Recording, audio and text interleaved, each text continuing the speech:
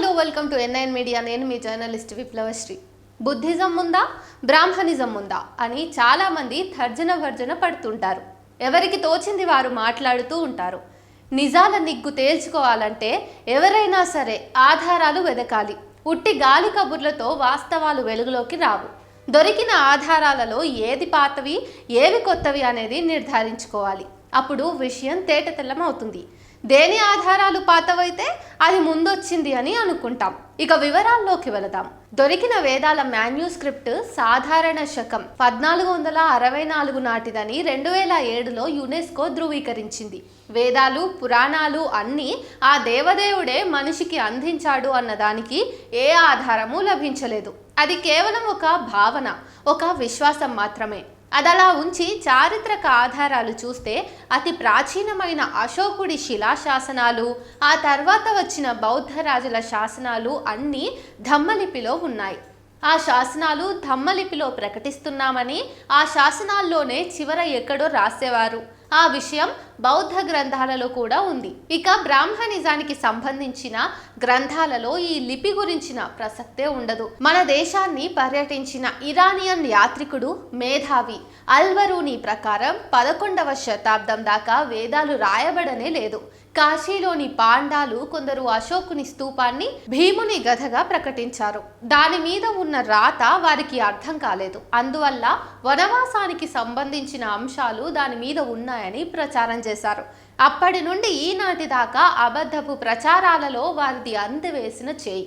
భారతదేశానికి సంబంధించిన పాలి లేదా పాక్విత్ అతి పురాతనమైన భాషలు. 3400 సంవత్సరాల క్రితం ఆసియా మైనర్లో లభించిన హితి భాషా శాసనాలలో కూడా పాక్విత్ భాషా ప్రభావం ఉందని తేలింది.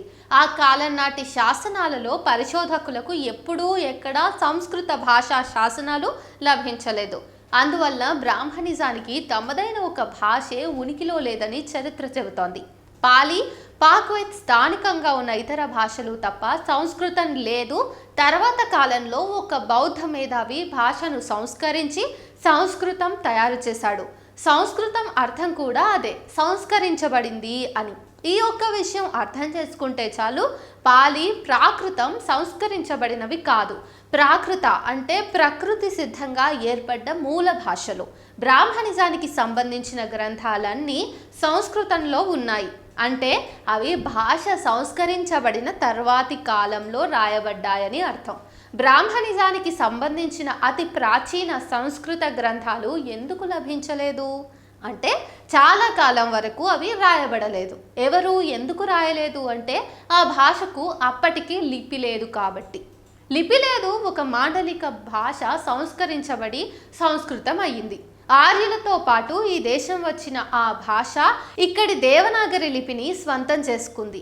నాగరి లిపిలో రాయబడుతూ వస్తూ ఉంది. నాగరి లిపిని ఉన్నతీకరించి ఆర్యులు దాన్ని దేవనాగరి అని అన్నారు. ఏకంగా ఆ భాషను దేవభాష అని ప్రకటించుకున్నారు కూడా.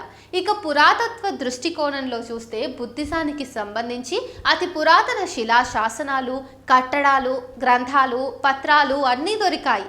కేవలం మన దేశంలోనే కాదు, చుట్టుపక్కల ఉన్న ఇతర దేశాలలో కూడా దొరికాయి. దర్శించడానికి, పఠించడానికి కూడా ఆధారాలు దొరికాయి. బ్రాహ్మణిజానికి సంబంధించిన పురాతన కట్టడాలు, పురాతన శాసనాలు, పురాతన గ్రంథాలు ఏవీ లేవు. పురాణ పాత్రలైన రాముడు, కృష్ణుడు నిజంగా బ్రతికి ఈ దేశాన్ని పరిపాలించి ఉంటే వారు కట్టించిన కట్టడాలు, వారు వేయించిన శాసనాలు, వారి నాణాలు, వారు వాడిన వస్తువులు వగైరా భూమి పొరల్లో ఎక్కడో దొరకాలి కదా. వారు చారిత్రక పురుషులు కాదు కాబట్టి ఏవీ దొరకలేదు. పురాణ పురుషులు కాబట్టి పురాణాల్లోనూ విశ్వాసకుల విశ్వాసాల్లోనూ ఉంటారు. బ్రాహ్మణిజం కల్పించుకున్న పురాణ పాత్రలేవి ఈ దేశంలోనే కాదు, ప్రపంచంలో ఎక్కడా పుట్టినవి కావు. దేవదేవతల అస్తిత్వానికి సంబంధించిన ఆధారాలు ధార్మిక భావనల్లో మాత్రమే ఉంటాయి. ప్రపంచ దేశాల్లో వేల సంఖ్యలో మతాలున్నాయి. వాటికి సంబంధించిన దేవీ దేవతల చారిత్రక ఆధారాలు దొరకవు. ఇక బుద్ధుడు, మహావీరుడు వంటి వారు వేరు. వారు నిజంగా ఈ నేల మీద నడయాడిన వారు. వాల్మీకి రామాయణంలో బుద్ధుణ్ణి తిట్టడం ఉంది అంటే రామాయణం రాయబడక ముందే బుద్ధుడున్నాడని తెలిసింది కదా. ఇక ఎందుకు చర్చ? ఏది ముందు ఏది వెనుక అనేది ఇక్కడే తేలిపోయింది. ఇంతెందుకు, సుమారు 70 దాకా బౌద్ధ విశ్వవిద్యాలయాలు బయటపడ్డాయి. అందులో దేశాల విద్యార్థులు చదువుకున్నారని చరిత్ర చెబుతోంది. మరి బ్రాహ్మణిజానికి సంబంధించిన గురుకులాలు, వేద పాఠశాలలు ఒక్కటి కూడా ఎందుకు బయటపడలేదు? పైగా చదివిన వాడి నాలుక కోసి, విన్నవాడి చెవుల్లో సీసం పోసి దేశంలోని అధిక సంఖ్యాకుల్ని విద్యకు దూరం చేశారు కదా. బుద్ధుడి, బోధిసత్వుడి, అవలోకితేశ్వర మహాయాన శిల్పాలు, ప్రతిమలు దేశంలోనే కాదు విదేశాలలో కూడా లభిస్తున్నాయి. కానీ బ్రాహ్మణిజానికి సంబంధించిన శిల్పాలు భూమి పొరల్లో దొరకలేదు. ఇప్పుడు మనం దేవాలయాల్లో చూస్తున్న ప్రతిమలన్నీ మార్చుకున్న బుద్ధుడి ప్రతిమలో లేక ఇటీవలి కాలంలో కొత్తగా చెక్కి పెట్టుకున్నవో అయి ఉంటాయి. అలనాడు బౌద్ధులు బుద్ధుడి తల్లి మహామాయ విగ్రహాలు చెక్కి పెట్టుకుంటే వాటిని మార్చి లక్ష్మి, పార్వతి, సరస్వతి విగ్రహాలుగా ప్రకటించి పూజల పేరుతో కొందరు జీవనాధారం వెతుక్కున్నారు. అలాగే బోధిసత్వుడి విగ్రహాలన్నీ మార్చి విష్ణు, శివుడు వంటి కల్పిత దేవతల ఆలయాలు చేసుకున్నారు. అది కూడా కొందరి జీవనాధారం కోసమే. సందర్శకులు జాగ్రత్తగా గమనిస్తే ఆయా విగ్రహాల పైన కానీ కుడి ఎడమ వైపులో కానీ బుద్ధుడి ప్రతిమలు తప్పక కనిపిస్తాయి. బుద్ధుడు మహాపరినిర్వాణం పొందిన చోటు ఉత్తరప్రదేశ్లో గోరఖ్పూర్కు 33 మైళ్ళ దూరంలో తూర్పున కుషీనగర్లో ఉంది. అక్కడ బౌద్ధ శిల్పులు పడుకుని ఉన్న బుద్ధుడి శిల్పం చెక్కుతున్నారు. దాన్ని కాపీ కొట్టి కదా బ్రాహ్మణవాదులు శేషనాగుపై పవళించి ఉన్న విష్ణుమూర్తికి రూపకల్పన చేసుకున్నారు. ఇలా ఎన్నైనా చెప్పుకోవచ్చు. నిత్య జీవితంలో మనం వాడుతున్నది కూడా బుద్ధిస్టు క్యాలెండరే. బౌద్ధుల యుగార్థ క్యాలెండర్నే 9వ శతాబ్దం తర్వాత మాల్యా క్యాలెండర్లో వాడుకున్నారు. అదే విక్రమ్ సంవత్తు పేరుతో చలామణి అయింది. బ్రహ్మజ్ఞానానికి సంబంధించిన క్యాలెండర్ ఏదీ లేదు. ఉన్న ఆ క్యాలెండర్లోనే తిథి, వార, నక్షత్రాల వంటి మూఢనమ్మకాలు నింపి జనాన్ని భయపెట్టి తమ ప్రాముఖ్యం చాటుకుంటూ బతుకుదెరువు చూసుకున్నారు. మనిషి ఆధునికుడు కావడంలో కానీ, అతన్ని వ్యక్తిత్వాన్ని తీర్చిదిద్దుకోవడంలో కానీ, ప్రపంచ శాంతి స్థాపనలో కానీ బ్రాహ్మణిజం పాత్ర ఏమీ లేదు. బౌద్ధ జాతక కథలు, బౌద్ధ చిత్రాలు 2200 ఏళ్లకు ముందు నుండే ఉన్నాయి. దీనికి ఒక మంచి ఉదాహరణ అజంతా గుహల్లో ప్రసిద్ధి పొందిన బౌద్ధ చిత్రాలు. ఇప్పటికీ అవి పర్యాటకుల్ని ఆకట్టుకుంటున్నాయి, అబ్బురపరుస్తున్నాయి. వాటికి పూర్వం కానీ, అవి రూపొందించబడ్డ కాలంలో కానీ, ఆ తర్వాత కానీ బ్రాహ్మణిజానికి సంబంధించిన చిత్రాలు, గ్రంథాలు ఎక్కడా ఎందుకు లభించలేదో ఆలోచించాలి. రామాయణం, మహాభారతం వంటి కావ్యాలు 10వ దశాబ్దానికి ముందు ఉన్నట్టుగా ఆధారాలు లేవు.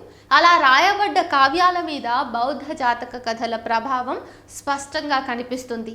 ఈ విషయాల్ని ఎందరో పరిశోధకులు విశ్లేషించారు కూడా. ఇండియాకు భారతదేశం అనే పేరు భరతుడు పాలించినందువల్ల రాలేదు. భరత అంటే నిండుగా ఉన్న దేశం, భారత అంటే బరువైన గొప్పదైన దేశం. అందువల్ల దీన్ని భారతదేశం అని అనొచ్చు. ఇది మతాలకు అతీతంగా కలిసిమెలిసి బ్రతికే దేశం. ఇక కొబ్బరికాయలు కొట్టడం, ఇంటి గుమ్మానికి గుమ్మడికాయలు కట్టడం వంటి బ్రాహ్మణిజం ప్రచారం చేసిన సాంప్రదాయాలకు మూలాలు ఎక్కడో చూద్దాం. పుష్యమిత్ర శృంగుడనే బ్రాహ్మణ రాజు సాకేత్ను ఆక్రమించుకుని దాని పేరు ఆయుధ అని మార్చాడు. అంటే యుద్ధం లేకుండా తన నగరాన్ని రాజధానిగా చేసుకున్నానని ప్రకటించుకోవటం. ఆ పుష్యమిత్ర శృంగుడే తనను రాముడిగా చిత్రించుకుంటూ రామాయణం రాయించుకున్నాడు. అది వేరే కథ. బౌద్ధాన్ని నాశనం చేసి తన వైదిక మతాన్ని ప్రచారం చేయాలనుకున్న ఈ శృంగుడు బౌద్ధ భిక్షుల తలలు నరికి తెచ్చిన వారికి 100 బంగారు నాణాలు ఇచ్చేవాడు. ఎక్కువ నాణాలకు ఆశపడిన కొందరు ఒకే తలను మళ్ళీ మళ్ళీ చూపించి నాణాలు తెచ్చుకునేవారు. ఆ విషయం తెలుసుకున్న పుష్యమిత్ర శృంగుడు నరికి తెచ్చిన తలల్ని నదీ తీరానికి పంపించి అక్కడ రూపురేఖలు తెలియకుండా బండకేసి కొట్టించేవాడు. అలా చిదిమేసిన తలల్ని ఎవరూ తెచ్చి చూపలేరు కదా. అప్పుడు ఆ నది సర్యుక్త నది అయింది. కాలక్రమంలో అదే సరయూ నది అయింది. తనను తాను మర్యాద పురుషోత్తముడిగా భావించుకుని రామాయణ కావ్యం రాయించుకున్నవాడు ఎంత క్రూరుడో, సరయూ నదీ తీరాన ఎంత విధ్వంసం జరిపించాడో తెలుసుకుంటే ఒళ్ళు గగురు పొడుస్తుంది. బ్రాహ్మణిజం ఇంత ఘోరమైందా అని మనసు కకావికలమవుతుంది. తర్వాత కాలంలో కొబ్బరికాయలు భిక్షుల తలలకు ప్రతీకగా మారాయి. దేవుడికి సమర్పిస్తున్నామన్నట్లుగా కొబ్బరికాయలు బండ మీద పగలగొట్టడం ఆచారమైంది. తాము భిక్షుతల నరికి రాజు దగ్గర బంగారు నాణాలు సంపాదించామని డాబుగా ప్రపంచానికి చెప్పుకోవడానికి తల ఆకారంలో ఉండే గుమ్మడికాయను ఇంటి గుమ్మానికి కట్టుకునేవారు. తమ సాహస కృత్యాన్ని అలా సమాజానికి తెలియజేసేవారు. అది ఒక హింసాత్మక చర్య అన్న భావన కలగడంతో వేరే వాళ్ళ దిష్టి తగలకుండా కట్టుకుంటున్నామనేవారు. బౌద్ధిజమా, బ్రాహ్మణిజమా, ఏది ముందు ఏది వెనుక అని నిగ్గు తేల్చుకోవడానికి సాక్ష్యాధారాలే ముఖ్యం. ఆధారాలు లేకుండా మనోభావాలతో విషయం చర్చిస్తామంటే కుదరదు. ఎవరి విశ్వాసాలు వారు నిరభ్యంతరంగా ఉంచుకోవచ్చు, అంతవరకు సరే. కానీ తమ విశ్వాసాలే నిజం, వాటినే అందరూ విశ్వసించాలంటే కష్టం. అది అయ్యే పని కాదు. బుద్ధిజం ప్రాచీనమైన, అది ఆధునిక కాలానికి ఉపయోగపడేది. తర్వాత కాలంలో క్రమంగా రూపుదిద్దుకున్న బ్రాహ్మణిజం ఆధునికుల్ని పురాతన సమాజంలోకి నడిపిస్తుంది. అది తేడా. అయినా ఏది ముందు ఏది వెనుక అనేది కూడా అనవసరం. ఈ ఆధునిక వైజ్ఞానిక కాలానికి ఏది ఉపయోగమో దాన్నే స్వీకరించాలి. వివేకవంతులు చేయవలసిన పని అదే.